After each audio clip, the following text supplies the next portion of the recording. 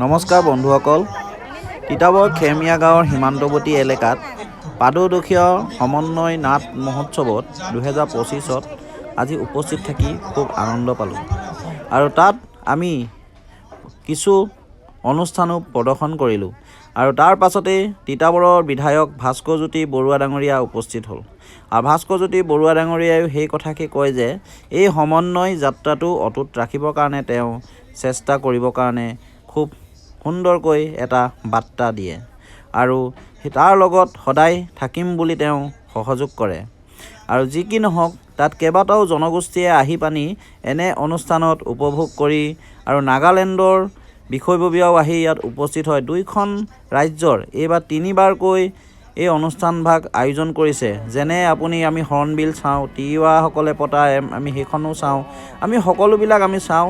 ইয়াতো এইবাৰ 3 বছৰত ভৰি দিছে, দ্বিবাৰ্ষিকত ভৰি দিছে আৰু তৃতীয় বৰ্ষত ভৰি দিছে আৰু এই তৃতীয় বৰ্ষৰ অনুষ্ঠান সুন্দৰ হৈছে, আগতকৈ ডাঙৰ হৈছে আৰু চতুৰ্থ বৰ্ষ আৰু ডাঙৰ হ'ব বুলি আমি আশা কৰিছোঁ। এনেধৰণে টাই আহোমসকলেও আহি পানি অনুষ্ঠান প্ৰদৰ্শন কৰিছে আৰু বহুকেইটা জনগোষ্ঠীয়ে ইয়াত অনুষ্ঠান প্ৰদৰ্শন কৰিছে, আমি দেখি ভাল লাগিল।